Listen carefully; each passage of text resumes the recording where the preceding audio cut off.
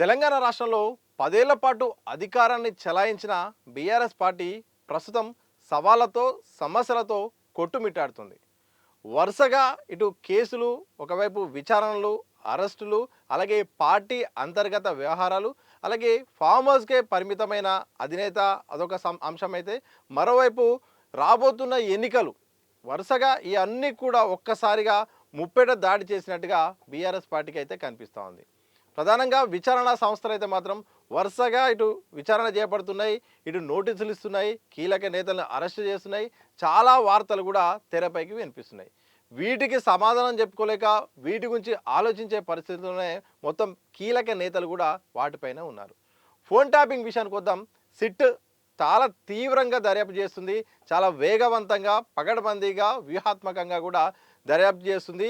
ఎవరైతే ఈ ట్యాపింగ్లో భాగమున్న వాళ్ళు ఉన్నారో వాళ్ళ పేర్లు కూడా బయటికి చెప్తుంది. దాంతోపాటు ఒక్కొక్కరిని కూడా విచారణ చేస్తుంది, సాక్షులను కూడా తీసుకుంటుంది. ఇదే సందర్భంలో అందరూ కూడా ఒక ఫోన్ ట్యాపింగ్ వ్యవహారంలో కేసీఆర్తో పాటు కేటీఆర్, హరీష్ రావు ఇలా అందరూ కూడా దీంట్లో భాగస్వామ్యం ఉన్నారు. అందరూ కూడా దీంట్లో వెనుకున్నారనే ఒక అంశాన్ని కూడా తెరపైకి కనిపిస్తుండడంతో దానికి సమాధానం చెప్పుకోలేక దిక్కుతోచని పరిస్థితిలో ప్రస్తుతం అయితే కనిపిస్తూ ఉంది. ఇక ట్యాపింగ్ వ్యవహారాన్ని పక్క పెడితే కాళేశ్వరం సంబంధించిన నిర్వహణ, అలాగే అవకతవకలపై కూడా ఇటు పీసీ ఘోష్ కమిషన్ ఇప్పటికే విచారణకు ఆదేశించిన విషయం తెలిసిందే. దానికి ఇటు ఈటెల రాజేందర్తో పాటు బీజేపీ నుండి, అలాగే బీఆర్ఎస్ నుండి మాత్రం బీఆర్ఎస్ అధినేత మాజీ ముఖ్యమంత్రి కేసీఆర్, అలాగే అప్పటి ఇరిగేషన్ శాఖ మంత్రి హరీష్ రావు కూడా హాజరయ్యారు.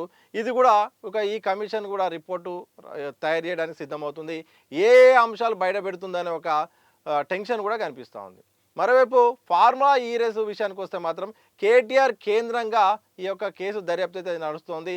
అందులో కేటీఆర్ ఆదేశాల ప్రకారమే అక్కడ డబ్బులు అయితే మాత్రం విదేశాలకు చట్ట విరుద్ధంగా పంపించారు. అసలు ఒకవైపు ఎన్నికల కోడ్ ఉంది, ఆర్బీఐ నిబంధనలు కూడా మొత్తం తీసి పడేశారనేది కూడా అదొక చర్చ. త్వరలో కూడా ఆ కేసుకు సంబంధించిన ఏదైతే ఉందో ఆ కేటీఆర్కు మరోసారి నోటీసులు పంపే అవకాశం కనిపిస్తోంది. దాంతోపాటు ఇటు అరవింద్కి ఇప్పటికే నోటీసులు పంపించిన నేపథ్యంలో అవసరమైతే ఇద్దరిని కూడా ఒకేసారి కూడా విచారణ చేసే అవకాశం కూడా ఏసీబీ అయితే యోచిస్తుంది. ఇది ఇటు ఫోన్ ట్యాపింగ్ వ్యవహారం అయిపోయింది, ఇటు కాళేశ్వరం వ్యవహారం అయిపోయింది.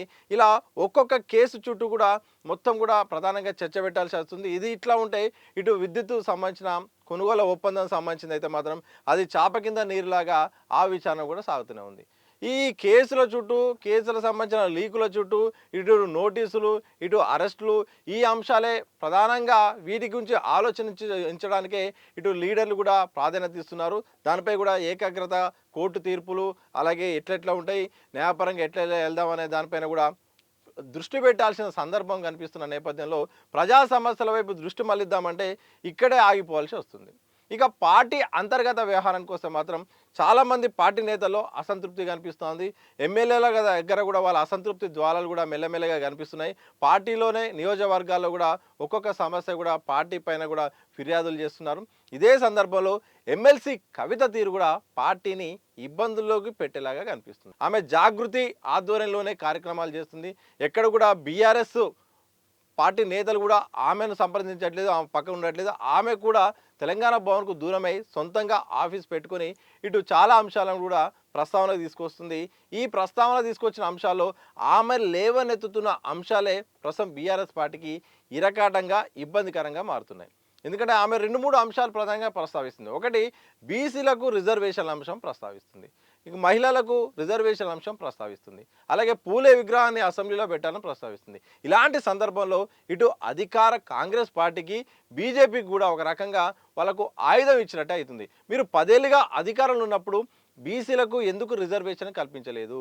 ఉన్న 30 రిజర్వేషన్లను మొత్తం కూడా తగ్గించి 23% పడగొట్టింది మీరే. మీరు అసలు ఏం చేశారు? అప్పుడు విగ్రహం అప్పుడెందుకు పెట్టలేదు? అయితే మరి మహిళల కోసము రిజర్వేషన్ కావాలని చెప్తున్నావు, ఆ పార్టీలో ఉంటూనే 10 ఏళ్ళు అధికారంలో ఉన్నప్పుడు ఎందుకు ప్రశ్నించలేదు అంటూ కూడా ఇప్పుడు తిరిగి ఇటు కవితకు, అలాగే బీఆర్ఎస్ పార్టీ కూడా కౌంటర్ వస్తుంది. ఇదే సందర్భంలో ఒక రకంగా బూమరంగ్ అయ్యి అదే పార్టీకి మైనస్గా మారే పరిస్థితి కనిపిస్తుంది. ఇలా అంతర్గత వ్యవహారాలు కూడా బీఆర్ఎస్ను ఇబ్బంది పెడుతున్నాయి. ఇక అధినేత తీరు కనుక చూస్తే మాత్రం ఆయన పూర్తి స్థాయిలో బయటికి రాకపోవడం, అడపాదడపా వస్తూ మొత్తం ఇటు కేటీఆర్ అలాగే హరీష్ రావు మిగతా నేతలు మాత్రమే ఫ్రంట్ లైన్లో ఉండడం, ఆయన బయటకు వచ్చి మాట్లాడితే బాగుంటుందని చాలామంది చూసినప్పటికీ ప్రధాన ప్రతిపక్ష నేత అయినప్పటికీ కూడా ఆయన రాకపోవడంతో ఎక్కడో పార్టీ నేతల్లో కానీ శ్రేణుల్లో కూడా కాస్త అసంతృప్తి కూడా కనిపిస్తుంది. బయటికి రావాలని కోరుకుంటున్నా కానీ ఈ కేసులు, ఈ వ్యవహారం ఇవన్నీ కూడా ఈ జరుగుతున్న పరిణామాల నేపథ్యంలో కూడా ఆయన మౌనంగా ఉండడం, అందుబాటులో లేకపోవడం కూడా ఒక రకంగా పార్టీకి గురించి కూడా కాస్త నెగిటివిటీ కూడా పెరుగుతుంది. ఇది రెండో అంశం. ఇక మూడో అంశం విషయానికి వస్తే మాత్రం ఎన్నికలు ఎన్నికలు చాలా కీలకమైన సందర్భం అయితే ఇప్పుడు బీఆర్ఎస్కి ఉంది. ఎందుకంటే ఇటు పార్లమెంట్ ఎన్నికల్లో జీరోకు పడిపోయింది. ఒక్కటంటే ఒక పార్లమెంట్ స్థానం కూడా ఇంతవరకు గెలవలేదు. ఇది చాలా బిగ్ మైనస్. ఇదే సందర్భంలో అసెంబ్లీ ఎన్నికల్లో ఓడిపోవడం, అలాగే ఎమ్మెల్సీ ఎన్నికల్లో కూడా పోటీకి దూరంగా ఉండడం, ఇలాంటి కారణాలు కూడా మొత్తం బీఆర్ఎస్ పార్టీ అసలు ఫీల్డ్ లెవెల్లో పరిస్థితి బాగలేదని ఒక విషయాన్ని స్పష్టం చేసినట్టుగా అనిపిస్తుంది. ఇలాంటి సందర్భంలో సెప్టెంబర్ 30 లోపు స్థానిక సంస్థల ఎన్నికలు నిర్వహించాలని హైకోర్టు చెప్తుంది. ఇక స్థానిక సంస్థల ఎన్నికల్లో బీఆర్ఎస్ ఎలా ముందడుగేస్తుంది అనే దానిపైన ఇటు పార్టీ నేతల్లోనూ, శ్రేణుల్లోనూ, దాంతోపాటు బయట రాజకీయ విశ్లేషకులను, ఇతర పార్టీలో కూడా చర్చ నడుస్తుంది. ఎందుకంటే ఇటు ఇంతకాలం ఎన్నికలకు దూరంగా ఉంది. ఒకవైపు అంతర్గత అంశాలు, మరోవైపు ఇటు కేసులు వెంటాడుతున్నాయి. ఈ సమస్యలతోనే కొట్టుమిట్టాడుతుంటే ఇటు స్థానిక ఎన్నికలు ఉన్నాయి. ఒకవైపు బీజేపీ కూడా ఈసారి స్థానిక ఎన్నికలను సీరియస్గా తీసుకున్నట్టు కనిపిస్తోంది. ఇక అధికార పార్టీ మాత్రం మొత్తం క్లీన్ స్వీప్ చేయాలని కూడా అన్ని రకాలుగా యోచిస్తుంది. మరి స్థానిక ఎన్నికల్లో ఎలా ముందడుగేస్తుంది అనే దానిపైన ఒక బిగ్ ప్రశ్నలాగా ఉంది. ఇక బీఆర్ఎస్ పార్టీ నుండి మాత్రం మేము సిద్ధంగా ఉన్నాము, స్థానిక ఎన్నికల్లో బీఆర్ఎస్ సత్తా చాటుతుందని కూడా ధీమా అయితే వ్యక్తం చేశారు. మాది ఎంతవరకు సాధ్యమవుతుంది, ఎలా ముందడుగేస్తుందో అయితే తెలియాలి. ఎందుకంటే స్థానికంగా కూడా శ్రేణుల్లో చాలామంది నిరుత్సాహంగా ఉన్నారు, యాక్టివిటీస్ దూరంగా ఉన్నారు, ఇతర పార్టీలోకి వెళ్ళే అవకాశం ఉన్నట్టు కూడా వార్తలు వస్తున్నాయి.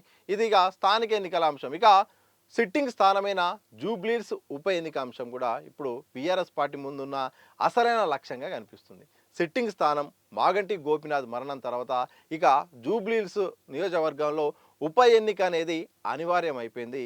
దీంతో సిట్టింగ్ స్థానాన్ని కాపాడుకునే ప్రయత్నంలో భాగంగా బీఆర్ఎస్ అయితే ఉన్నది, కాపాడుకోవాల్సిన అవసరం కూడా ఉంది. ఎందుకంటే ఎప్పుడు తెలంగాణ రాష్ట్రంలో ఎన్నికలు వచ్చినా బీఆర్ఎస్దే విజయం అంటూ కూడా పదే పదే కేటీఆర్తో పాటు మిగతా నేతలంతా కూడా వరుసగా చెప్తున్నారు. ఇలాంటి సందర్భంలో బీఆర్ఎస్ ముందున్న ఒక లక్ష్యం అంటే బీఆర్ఎస్ భౌతికంపై కూడా ఆధారపడి ఉంటుంది. ఎందుకంటే సిట్టింగ్ స్థానాన్ని కాపాడుకోవాలి.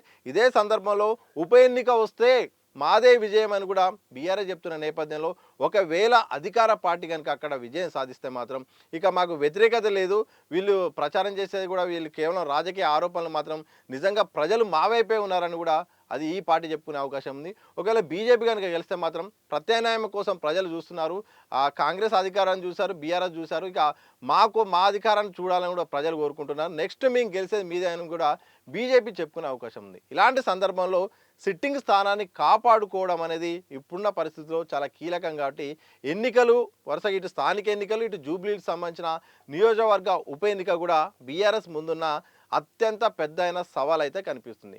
ఇలా మొత్తానికి 10 ఏళ్ళు అధికారంలో చెలాయించి ఒక తిరుగులేని రాజకీయ పార్టీగా, అలాగే శక్తివంతమైన ప్రభుత్వంగా అప్పుడు ఉన్న నేపథ్యంలో అలా చలామణి అయిన బీఆర్ఎస్ ఈరోజు మాత్రం అంతర్గత వ్యవహారాలతో, వరుసగా కేసులతో, గత ప్రభుత్వం హయాంలో జరిగిన వ్యవహారం కారణంగా జరుగుతున్న విచారణలతో, ఇటు ఎన్నికల ముందున్న సవాళ్లతో మొత్తం కూడా కొట్టుమిట్టాడుతుంది. ఇటు అధినేత దూరంగా ఉండడం, ఇటు వర్కింగ్ ప్రెసిడెంట్పై వరుసగా పడుతున్న కేసులు, ప్రధానంగా ఫోన్ ట్యాపింగ్ వ్యవహారం చుట్టూ కూడా మొత్తం వీళ్ళందరి పేర్లు కూడా ఉండడం, ఇటు కేటీఆర్ అయితేంది, హరీష్ రావు అయితేంది, దాంతో పాటుగా సంతోష్ రావు అయితేంది, దీని ఓవరాల్గా మాత్రం కేసీఆర్ కేంద్రంగా నడిచిందనేది కూడా ఇటు ప్రతిపక్షాల నుండి చెప్తున్న ఆరోపణల నేపథ్యంలో మరి బీఆర్ఎస్ ఇప్పుడున్న సవాళ్ళను ఎలా ఎదుర్కొంటుందో చూడాల్సిన అవసరం ఉంది. మరోవైపు కేటీఆర్ కానీ హరీష్ కానీ ప్రధానంగా చెప్పేదంటే ఉద్యమం కాలంలో మేము ఎన్నో సవాళ్ళను ఎదుర్కొన్నాము, అప్పుడున్న కేంద్ర ప్రభుత్వాన్ని కూడా ఢీకొన్నాము, సంక్షోభాలు కొత్త కాదు, వీటిని బయటపడతాం, మేము సంక్షోభాల నుండే పుట్టింది మా పార్టీ కాబట్టి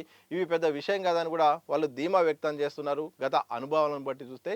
మరి చూడాలి మరి బీఆర్ఎస్ ఇప్పుడున్న పరిస్థితుల్లో ఇటు ఎన్నికల్ని ఎలా ఎదుర్కోబోతుంది, ఎలాంటి ఫలితాలు రాబోతుంది, విచారణ సంస్థలు వేగంగా విచారణ చేస్తున్న నేపథ్యంలో ఈ కేసు నుండి మరి బుక్ అవుతుందా లేకపోతే బయటపడుతుందా, అదే సందర్భంలో పార్టీలో జరుగుతున్న అంతర్గత రాజకీయాల నుండి ఎలా బయటపడుతుంది, సద్దుమణుగు చేసి ఎట్లా ముందు ఎన్నికలకు కానీ పార్టీ పరంగా బలంగా మారుతుందో తెలియాల్సిన అవసరం అయితే మరికొద్ది రోజుల్లో అయితే స్పష్టం కావాల్సిన అవసరం ఉంది. చూడాలి మరి బీఆర్ఎస్ పార్టీ మరి గత వైభవాన్ని తెస్తుందా లేదో అని కూడా ఒక ప్రశ్న ఉంది. దానికి మాత్రం సమాధానం కోసం మాత్రం కొన్ని రోజులు ఆగాల్సిందే. మరి బీఆర్ఎస్ పార్టీ ఎదుర్కొంటున్న సవాళ్లను, అంతర్గత వ్యవహారాలను, వరుస కేసులను మీరేమనుకుంటున్నారు? ఒకసారి కామెంట్ చేయండి.